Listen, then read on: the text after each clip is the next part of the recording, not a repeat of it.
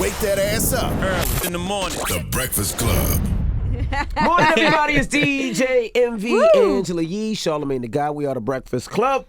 We got a special guest in the building. That's right. My Virgo brother. Hey. Yes, happy Lorenz belated, Tate. man. Thank you. Happy belated. You 44. Yeah. Oh, these Virgos. How do you feel? I feel great. Virgos rule the world. I just want to put that out there. Absolutely. DJ MV, you are my fellow Virgo brother. Yes. Sending love. 44, man. Yeah, man. Man, it is a Congratulations, milestone. Thank you, first of brother. all. Thank you, man. I Yeah. made it. I made it to 44. Still look 18, 19. Oh, well, I appreciate that, man. Yeah. Thank you. I thank you, man. I'm trying to drink my water and my green juice and Yeah, all that there you good stuff go. to keep the skin tight. There you go. You hear that thirstiness? Somebody over there said, Wow. You should be ashamed of Who's that over there? yourself. Who? Who is Which that one over of the there? young gals. Don't worry about them young gals. Them young gals get you in trouble. No. Yes, I'm sure they will.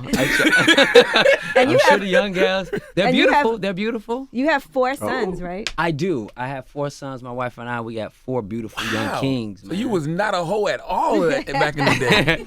Well, I'm not perfect. Back in my gladiator days, back when I was wilding out, I had a good time. Those I old got dog 3 days. girls. Yeah. Oh, you got 3 girls. 3 girls, man. Yeah, so What you are know what their that ages, is. if you don't mind? 11, 4, and 11 months. Oh wow. Be 1 this month. Oh yeah, you still getting it in at the crib.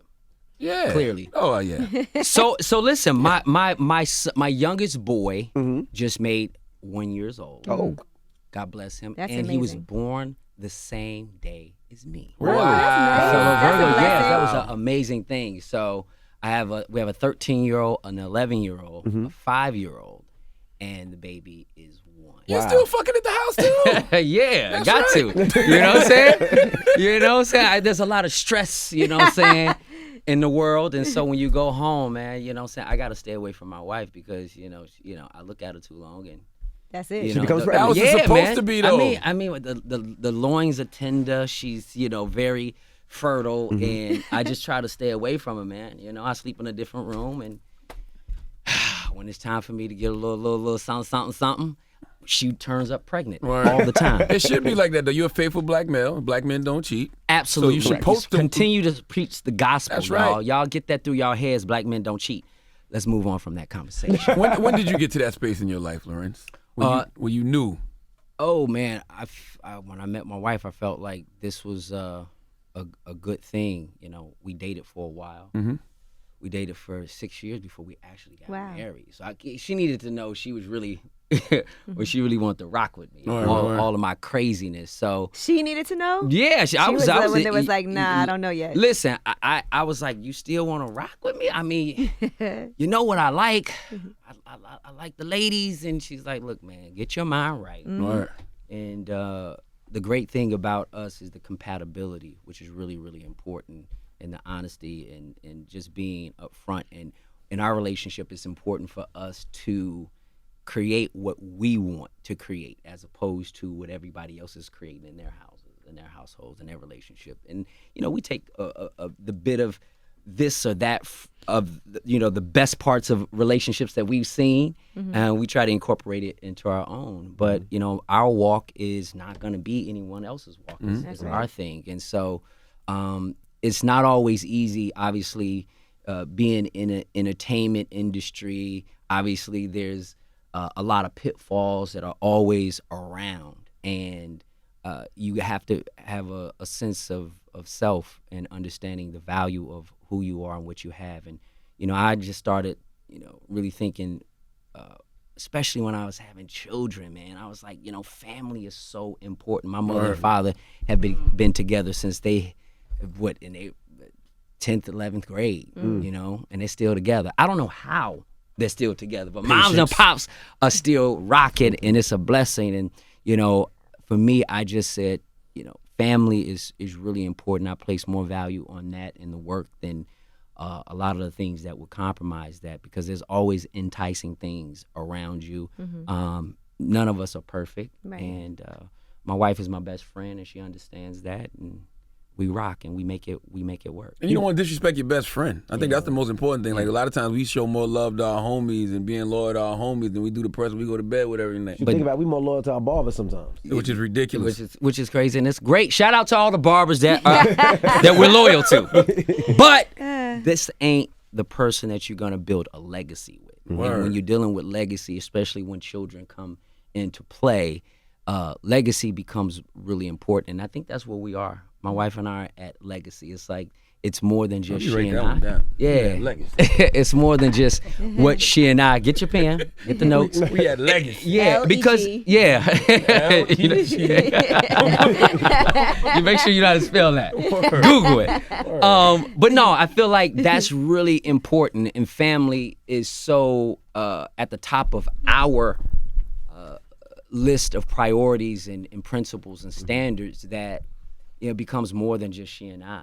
And at this point, like I said, we're trying to build a legacy for our children so that they could, have a better life than what we've had. And, more than anything, I want them to be the best versions of themselves. And so if we can show how to be the best versions of ourselves and be an example of that, then they can take that on in their journey in life. How do you keep the characters that you play out of the house? How do you turn that off when you go home? You know with what? the kids and Sometimes, it takes a moment. If you really, dive into characters and you wrap yourself into it, I often say to the wife, I'm like, babe, I need a day to kind of just be to myself. We don't need you to come in here as Frankie Lyman. Right, I don't need to be in Frankie Lyman throwing dogs out throwing pets out the window. Right. You know what I mean? Or old dog coming in there turned up. And so she understands that. And the creativity is something that she's understood when I first met her, because I had done, Right. Why Do Fools Fall in Love before I met her. I had done Frankie Lyman and Love Jones and all that stuff. And being an artist in the industry, you are just so focused and it's very selfish, right? And so once you have a relationship with someone, you have to now, give a little bit of that up, or a lot of it sometimes. But I feel like it's important to never get completely away from your love of your artistry, because that was my first love. Your right? girls trip character was a nice guy. He was a nice guy, you know what I'm saying? You can come home with that. I can come home with the the guy who's nice and who's a good friend and relatable and I don't really have to peel that off. But if I'm on some shenanigans, Right. I need a minute to just kind of do my thing. And sometimes when I work with my brothers who are my business partners, and sometimes after meetings or creative sessions that we have, I'll just pull up to the driveway at the crib and I just sit in the car for an hour or two, just kind of, I'm not on my phone texting, I'm not doing that. I'm just really just trying to just, get my mind together. And then sometimes they're gonna see all of me. I talk to my children, and they're gonna see all facets of me. They're gonna see the fun dad. They're gonna see the dad that's super cool. There's gonna be a dad who's super serious. I don't play no games. It is what it is. When we say what's going down, it's law. But also, I'm the kind of dad that listens. I think that's important as a father, to listen to your children as opposed to just dictating, right? Absolutely. So all those things is really comes into play when you're in a relationship and you have family. So I don't want to cross the wires. And when I go home, I'm straight up pop. I'm dad. Like my children, so they haven't really seen a lot of the movies that we just mentioned. Can they watch Power? Like no, because the last episode it was sex scene. Yeah, hold on. I caught Daddy doing that to mommy before. What you doing? I hope they haven't. What about your 13-year-old? Like, So- I know he watches. So my 13-year-old, he probably watches stuff that I don't know he's watching. We got a parental controls on everything, but you can't control can't. everything. Not at all. But they haven't really seen a lot of the things that I've done because it's been rated R or whatever. And I kind of want them to experience a life of normality, if you will. Clearly, they know their father's in the industry, and they know that people recognize me. I'm a recognizable face, and what I do is a little different than what their friends' parents may do for a living. And that part is normal for them. But getting caught up in all of that stuff, I think it's a time and a place. And I would love for them to see some of my movies. I would love for them to see Menace and Dead Presidents and Love Jones. I think, especially my older two, it's about that time for them. But my 5-year-old, Now they got Not to. yet, They yeah. black. yeah, they have to. Yeah, if It's you're time. black, you certain movies you got to watch. 100%. Menace to Society, Dead Presidents, Love Jones. Yes. Definitely 3 black movies you got to watch. And I'm happy to be a part of those classic black films, and these are things that people really love, and they've stood the test of time. And so to be a part of that, I think that's really special. Did you know that when you was doing it though? Did you know that you was creating timeless classics? No, I just wanted to stay committed to the roles. I just wanted to be, those people as much as I possibly could, and tap into whatever inner energy that I can bring to that. And the cinema gods, if you will, just allowed the planets to line up for those movies to be classics. And people, I feel, have a lot to do with movies being classics as well. Just by the support, you then make it something really, really special. But it starts with the art. Yeah, no, just 100%. It definitely starts with the art. And for me, I always go into things with integrity, if you will. I'm like, how would I want to play this character? How would I want to approach him? And whether he's likable or not, find human dynamics that when you believe what you're doing, then the people watch it will believe it, whether they like the character or not. Like Right. Councilman Tate is not the most likable to some certain people, and that's okay. But if you can find that there's some truth in him, whether you people think he's slick or up Right. to something, he's a shady guy, well then I'm gonna commit to that. Right. As long as the commitment is there, And I'm that's cool. politics right there. Yeah. Oh That's yeah. Councilman Tate. He is what I view as a lot of politicians are like that. Either you're gonna be a wolf or you're gonna be a sheep. You know what I mean? You running with the wolves or you're part of the sheep. And I think that what Councilman Tate is, he's equally yoked as the character goes. So a lot of times people have trouble. He's got his past too. Yeah, he has his past, but the way he sort of presents himself and how he talks, usually Ghost is the smartest guy in the room. He's always got a plan. He's got everything figured out. Councilman Tate is equally that guy. He's got things planned. He knows what the next move before it happens. And You can't shake that fuck nigga named Ghost, though. I hate Ghost this season. I'm so over Ghost. He's a sucker, man. man, the characters are all sort of developing and evolving in different ways, and the writing is changing in a way that sometimes people are gonna like characters that they didn't like before, and they're gonna hate ones that they loved. Right. And so it's just something different for season 6. And 50 Cent directed this last episode that you were having your yes, very intense sex scene in. Yeah, 5 jumped on the directorial debut for What Power instructions Season. did he give you in that scene? Thrust harder. In, out, in, left, right, left. No, he was like, listen, man, this is going to be dope. It's going to be fly. We got a lot of great stuff that we're doing. And he's like, honestly, I want to make it more about the girl. And I was like, great. Make it more about the girl. And I was like, see, that's what I'm saying. You know what I mean? And he's like, you ain't got to worry about no weird shots or whatever angles. It's going to be dope. It's going to be fly. And the thing about that particular scene, which I like, he was like, she has an agenda too. Right. Meaning the actress that's playing the character, she has, that character has an agenda as well. Everybody in power are trying to position themselves for the theme of the show, power. You know what I mean? So she has her reasons as to why she would be messing around, even though she's, a married woman. Right. Why she's messing around with the councilman for her own That was particular like reasons. when you got to see Oh, that scene she's when she's married to talking the to her white dude. husband. Yeah, that's her guy, the dude that yeah. I just Pay realized that. listen, man, I pay just like- close attention, Yeah, bro. when they was talking back and forth, and he You was like, too busy not liking Ghost this year. Look at the Yes. details, man. 'cause Come she hit him on. with the line. She was like, "Yo, something bigger," Right. and I was like, I don't know why that just hit me. Yeah. Pause. Gotcha. But listen,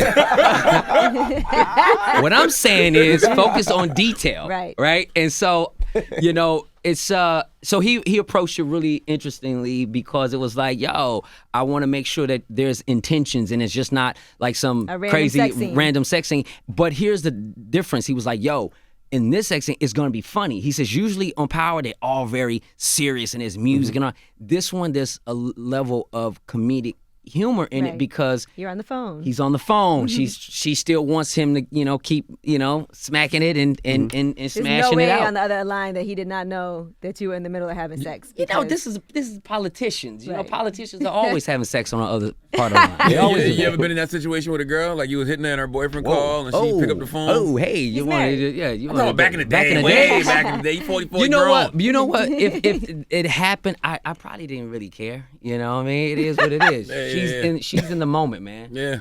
I'm in the moment. So if that happened, I didn't give a shit. Yeah. Yeah. So it probably did. Is it hard raising vegan kids? You know what?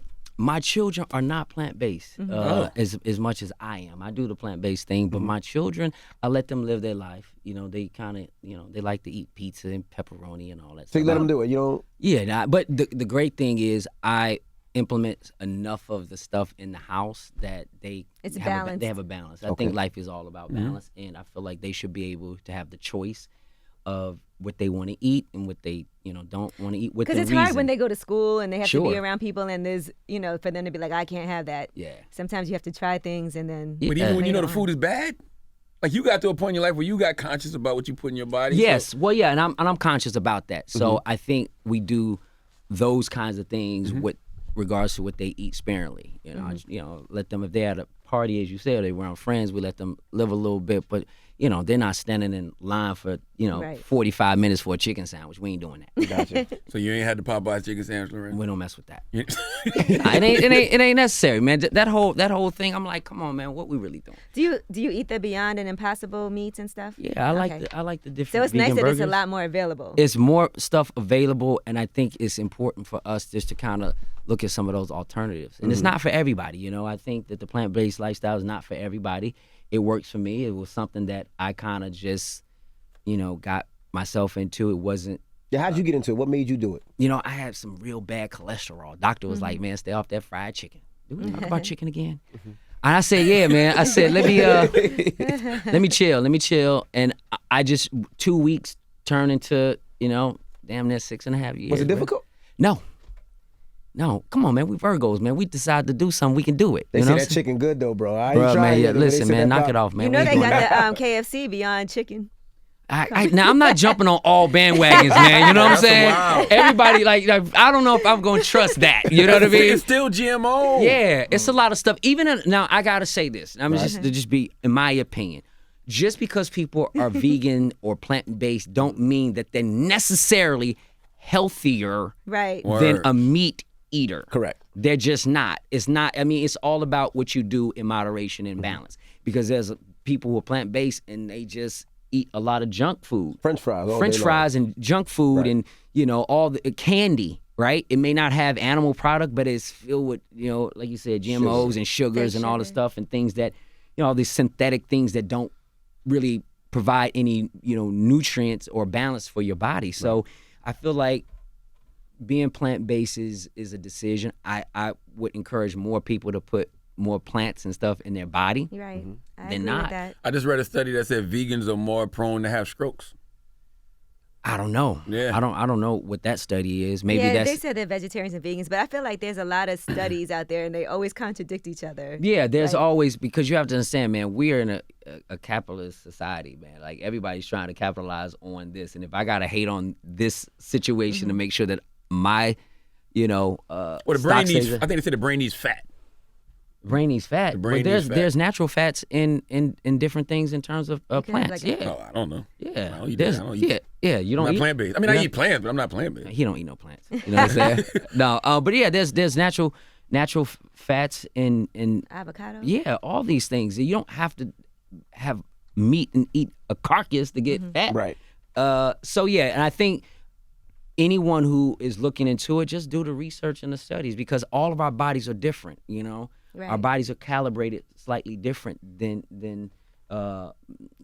in terms of a group. I mean, we all kind of got our own thing. So I say always do the research and see what works for you. So what is business ethics?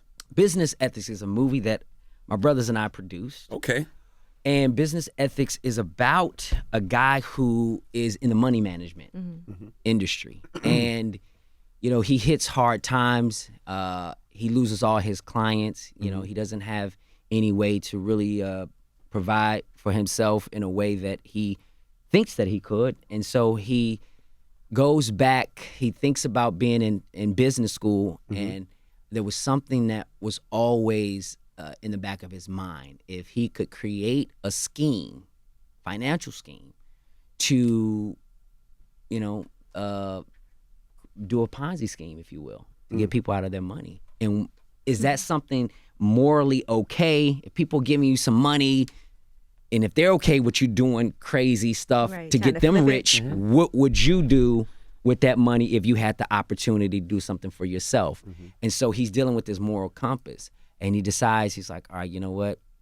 I need to make them this money, but I also have some of my own thoughts and then some of my own endeavors. And so he sort of gets a little over his head. He goes down this deep That never rabbit. works out, yeah, right? he goes down a deep rabbit hole. And the further he goes of taking these people's money, I'm talking about millions and millions of dollars that he starts doing a bunch of stuff with, he gets over his head and he has to cover his tracks. What Nigerian inspired this movie? I was thinking about something. You must have got caught up. I was thinking about Bernie Madoff. No, so it's I would say Bernie Madoff. I'll tell you why. Because the original movie, directed by Nick Warham, was a short film. It was a 15-minute short film, and the main character was a middle-aged white guy. And so when we came on to produce it, you know, they wanted to do a long feature film, and so we were trying to figure out if I make sense to be in the movie, who do we cast to make the character a little younger, and we were thinking about, you know, whomever. It was the scope was big, and All them young niggas look older than you. Knock it off. no, I'm Rough just face saying. ass young niggas. Yo, no, you see no, these young so- actors look? They got to get that plant base in their life. So we didn't know who was going to be in the movie for real, and we said, why not? I would make the best choice, and I kind of had my idea of how the character should be, and I thought it would be different for me to play something like this, also having a black man in a money management space, dealing with millions and millions of people's money. They happen to be white folks. I was telling a brother about it. He's like, man, you stole all the black people money. I was like, actually, he didn't have any black people's money. He was everybody else. Oh, I root for him then. Yeah. Well, the movie was originally written for a white guy. So I wanted to put my own spin on it.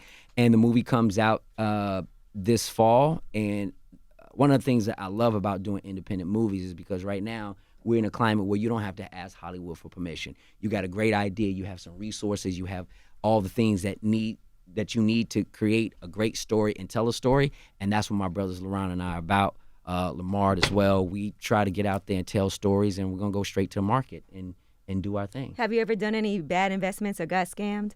Fortunately, not that I know of. So any of Not my yet. people that's working with my money, understand. I don't play I was them working games. with your brothers too. How was that? I love working with my brothers, Lamar and LaRon. Lamar is still acting and doing his thing.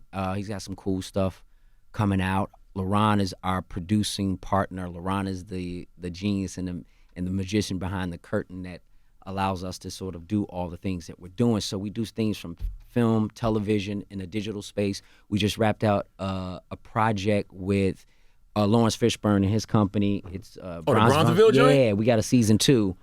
So y'all turned the podcast into the... Well, here's what we're doing. Okay. We are in the midst of turning the podcast into an actual TV Oh, that's series, dope. Oh, that's series of great. some That's sort, and that's what we're doing. But before we get to that, we wanted to do a second season.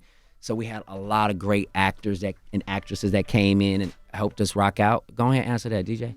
Come Now, on, let's, Envy. let's stay on the Bronzeville topic for a while. Yeah, I 'cause would love to talk about the The Bronzeville. reason I think that's so important because I feel like we need to see Black Wall Street. We need to Yes. see Bronzeville. It was another town in North Carolina. I can't think of it right yeah, now. yeah. So we talk about like Tulsa, Oklahoma. You got Black Wall Street, and Bronzeville is a community on the south side of Chicago. And right after the war, the greatest migration in American history is of Black Americans moving from the south to the north. In any other community, any other group of people, we had like 7 million Black folks migrate from the south to the north. And most of them went to places like Chicago and St. Louis and Baltimore, New York, Harlem, Philadelphia. North Carolina.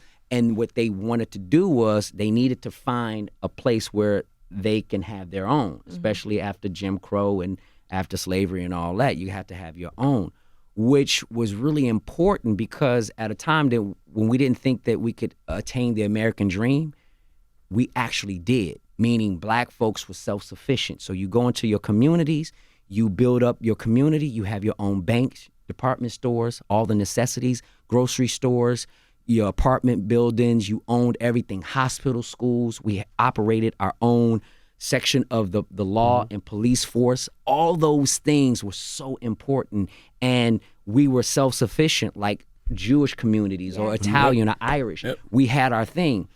once we got into Integration. all that went away. Now we understand the notion and the importance of integration, but it was more served to me as a purpose to be recognized as a full human being and having all the rights of the society, of the American dream that has been, professed since day one, right? And we know that American dream is not Never true. happened. It's a lie, because you can't say this is the home of the free, the land of the home of the free, and all these things where you have all these opportunities for anyone to come to America and you own people Right. that were considered 3/4 of a human for 400 plus years. That's completely what was it? 3/5 of a Three, human. excuse me, I'm going to say 3/5 of the human. And, the whole point of black folks coming to America was for servitude. We never were meant to have our rightful place in society. And so there was something that John Henrik Clark says that, if you start your history with slavery, right, and you then look at life as anything after slavery is progression. And that's not like, you can't be satisfied. Word. So everything that we look as far as black folks, when we say, well, slavery is over, if you start your history there, then it says, everything else is progression. Not really. Not really. If you think about, we're the only ones that came to, hopefully I ain't on no soapbox right now. I like the soapbox. But listen, Preach! we're the only people that have come to America involuntarily. We didn't come here with our language intact. We didn't come here with our beliefs, our religious or spiritual beliefs intact. Those all things were stripped from us. Our names. And we, in all of our culture, everything, our resources, we didn't come here with the things that other people. So when we hear folk talk about, hey, slavery is over, why y'all still complaining about that? Or, our people came here and they worked their asses off. And that's true. Immigrants came from from Europe and Asia, all over the world. And yes, they did, lace up their bootstraps, and they did what they had to do, but they came with all things intact. They came voluntarily. Word. They didn't come on. So, and those who did come came with resources that were set up by people who were in servitude. Absolutely. That's just facts. Right. So we already have the disadvantage, and we don't have that legacy, as we talk about legacy, as other people, because our legacy was the slavery that we had to, Endure. endure and pass on. And so all of that stuff matters. And so when we talk about Bronzeville and places like, Tulsa, Oklahoma, and all these other great places like Harlem, we then found our own thing. It's important. And now you look around, how many black businesses that are owned by us, operated by us, right? And how many hospitals that are owned by black folks and operated by us? How many banks? How much infrastructure? Media is a big thing, right? Media, how many of us own media companies? And we make it go, but we don't own any of it. We don't That's own why any I think these stories are so important, Right. because it shows this generation that this can happen. Like, this Yes. isn't a pipe dream that people are talking about. We can have our own communities and our own infrastructures. It's been done before. Right. It has been done. And I think it's important to get back to that. I mean, our infrastructure, and for us to be self-sufficient, we shouldn't have to complain or feel like we're asking somebody and going with a handout. If we can continue to focus on groupism, we've mistakenly, as black folks, placed a lot of value on individualism and individual achievement and a merit, right? And so when we put our best foot forward with groupism, and that's what these communities did. They were like self-sufficient. We did our own thing, and it was great. And people can come in and consume from us. We consume from everybody. How many groups really consume from us? Right. I'm not trying to preach. Our culture. I'm just saying. That's it. Our culture. Yeah, I'm talking about they'll consume outside of our our culture. culture. I Yeah. mean, like, how many people, different groups really consume from us? Nothing. If it ain't our culture that they taking and we giving away for free, nothing. We say that all the time in our community. You look at the different restaurants in our community. You'll find a Chinese restaurant in our community. You'll find an Italian pizzeria. Sure. You'll find a Greek restaurant. But if you go to any one of these places, will you ever find a restaurant owned by us?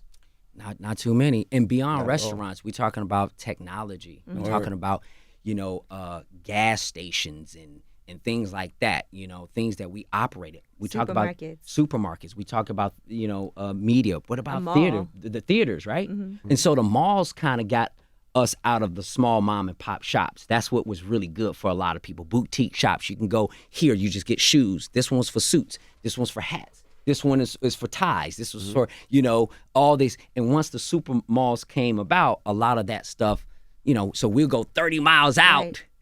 Because, again, the concept of wanting to feel a part of the society. We just want to feel human. We want to be treated as such. This is the American dream. We want our rightful place. And we were willing to give up all of that we had and rooted just to be, because we were devalued. We think white ice is colder. We always think that's the great saying is that, once we began to integrate, we felt that, as opposed to going to buy ice from our own people, the white man's ice Another is colder. problem we have in our communities is stores like Target and Amazon. You can get things a lot cheaper, right? And instead of spending a little bit more money in a local drugstore or, another black-owned business like a hair salon shop or something like that, we might rather get it at Target or get it at Amazon because we can get it cheaper because they're a bigger store that has a lot more inventory and they're able to order it like that. But it is important to spend a couple dollars more to support that business that's in your community. Yeah, and it's not always about getting an extra hookup.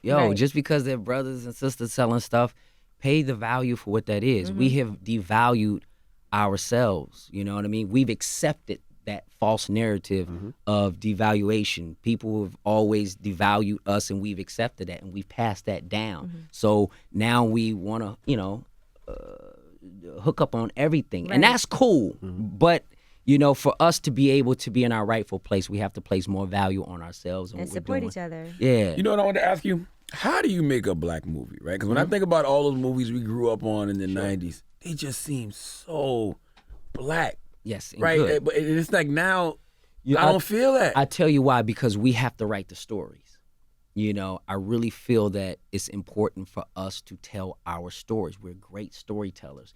And what better people to share the experience than the people who have gone through it. Word. And it's not that we're alienating anybody. And oftentimes when I talk about these kind of things, you are making sure that you don't seem like you're alienating or excluding, and it shouldn't be a disclaimer that I say, I'm not trying to alienate other people when I'm focused or when you're focused or when we are focused on blackness, Afrocentric ideas, things that reflect who we are and our being.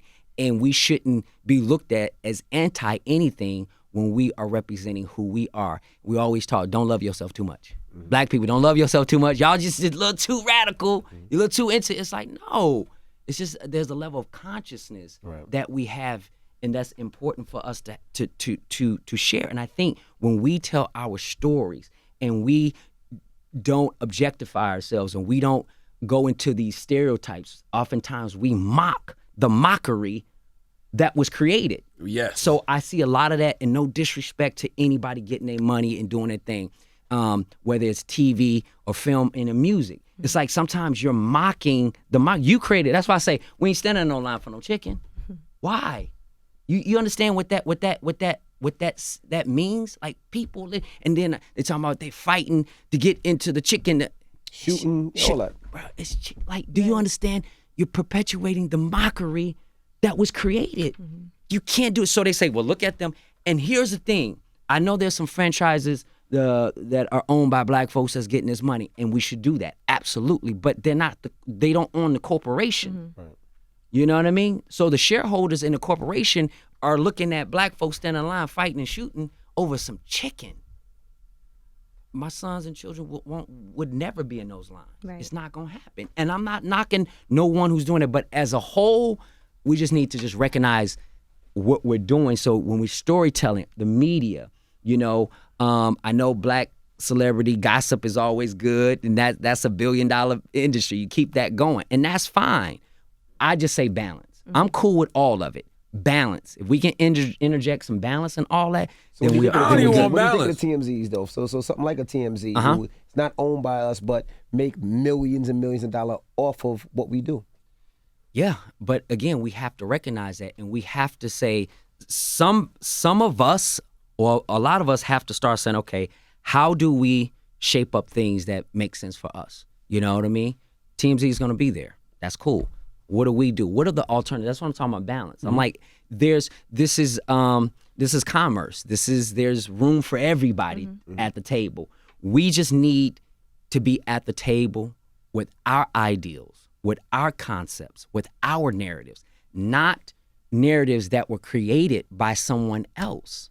We have a rich history, and it goes way before slavery, talking about, everything after that is progress. No, we go before that. And so once we go deeper into the root of the issues, then we can kind of have a better sense of groupism. I'm always telling groupism. Unity and group operation. That's what it is. So for us, when I say we value and place a lot of merit and achievement on individuals, they say, well, you got Jay, you got Oprah, you got Michael Jordan. We talking about the people. How many black groups are billionaires, not individuals? You can say that community in Tulsa, Oklahoma, or in North Carolina, or in Queens, Queens. Y'all got billions as black people. Billions, trillions, because we're spending that. I'm not talking about one or two people. And so we place so much value on that. And we support that. I'm 1,000,000,000% behind that success and those achievements of those individuals. But we don't own our own chain of grocery stores. Just the central necessities. That's what's important. If we can do that, we were talking about cars, like all these dope cars. Where are black-owned car dealerships that we own, not used? Right. The ones that, and when, in Detroit, we were making all the cars, right? That was a big thing. Once the plant went down, We all went broke. And they still there. And, they got these steel mills and all this stuff around in Midwest. That created jobs, so all that's gone. We don't own any of that stuff, and ownership is important. A lot of times when immigrants or people come from other countries, they come here and they work for themselves. They identify somebody, they look at themselves, okay, that person looks like me, that person looks like me. I'm gonna go connect with them, and we're gonna put our money together, you're gonna put your money together, and we're gonna do it for the group. We don't care that it's 10 of us in a car right now, because eventually we're gonna own the dealership. It's gonna take us to be in this one house and we 30 deep, but we're gonna own the block. I'm telling you, something happened, man, because you can pinpoint integration and you can say that was the moment where we lost our self-sufficiency, right? But then even in entertainment, I'm 41. I grew up in the late, the 80s, the 90s, when it was the Cosby Show and Different World, and watching movies like Autobiography of Malcolm X and Shaka Zulu and Roots. Like, we had all of that. Like, it was great black entertainment that didn't show us being, coons and buffoons. It's like something happened. I don't know when the shift happened. Yeah, but something happened. And I think there was now we're trying to get back to having more of us black men and women and people of color, various genders, to be able to get into the room and be at the table. And I think that's important, because usually, Hollywood and the media at one time was just one group of people making the decisions. And you had, people that saw there was a necessity, or there was some value in the stories they saw that how you're telling. lucrative it is. Very when lucrative. They tell Straight Outta Compton. Absolutely. That movie goes at the box office. Oh, absolutely. But even before that. Even before that, we have a lot of great things. And again, once we're able to be at the forefront of our destiny and create where we believe we should be, and create, that's why everybody was going crazy over Black Panther, because it was like the dream of being in a place where it's just us doing our thing, and we have all the other things that people have in real life. More. in real life, they really got it. And this is a movie. Right? And we have all the rich resources. And it's like, where does that land for us, you know? And I'm like, I was just reading a study that, you know, South Africa is one of the, you know, richest countries in Africa, right? And is populated by, 90% plus black people and people of color. But they don't own or control a lot of the wealth.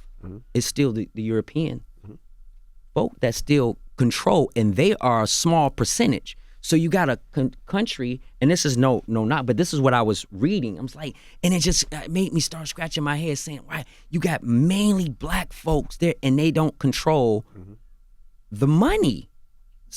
The other people, you know, the European people still control most of the money. The financial infrastructure is really important to us. And I know we talk about money, but that is really important.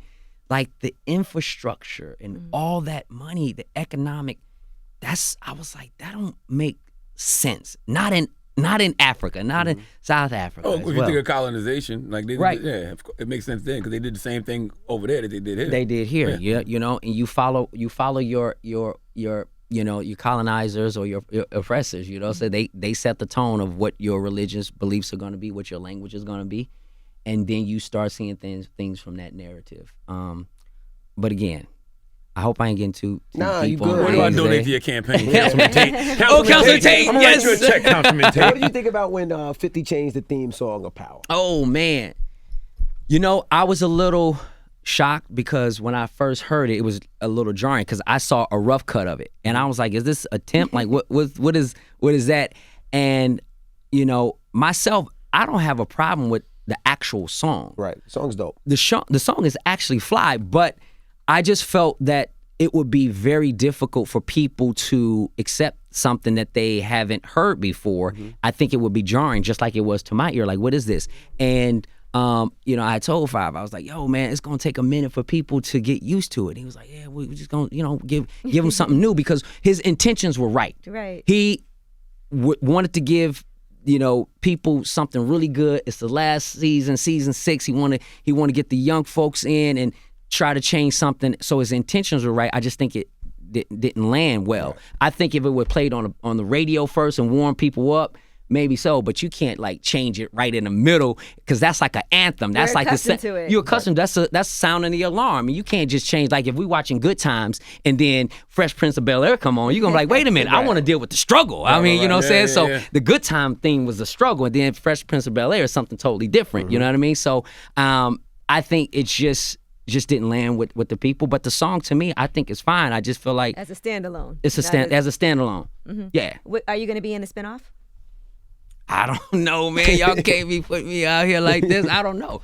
I know Mary J is in it. Yeah, we know I thought that. she's in the second half of this season. No, she's in the spinoff. Yeah, she's in the he spinoff. said. Oh. He was just here. That's what he said. Yeah, but I didn't know what he was explaining. I thought he was saying that there's going to be some episodes now. Yeah, so we have 10 episodes, and then we have an extra special 5 episodes. And I thought he said Mary was in that. No, she's not, okay. and that's not a spoiler. I don't think it's not. But she's in the spinoff, and they're working on. They're working on a spinoff. They're working on a spinoff. So you don't know if you're in it or not. I don't know nothing because you know what I'm saying. You know they give us scripts and then you read and hopefully you make it to the end. You know what I'm saying or not. So yeah. So we'll see. I don't know. Is Councilman Tate in danger in this season? You think? Councilman Tate, you will see peel back some layers. He's uncircumcised? Knock it off, man. What you think about Pause, bruh. Pause, man. I mean, the face mask. You go take off the mask and see where he really stands. And it's some really great storytelling. You know, I like this character because he's different from other characters. We talked about the girls trip character. He's a nice guy, whereas this dude is you just never know where he's coming from. You can't quite put your finger on him, and I like that he's sort of close to the vest, and we're gonna find out. Does he like Ghost or no? He like to use him when he can, and I think he respects Ghost's hustle and what he's been able to attain. But you have to understand, Councilman Tate is focus and he has an agenda, and nothing will stop that agenda. So it doesn't matter who James St. Patrick is. He's going to get as much out of him as possible to achieve his goals and accomplish his goals. He's trying to become governor.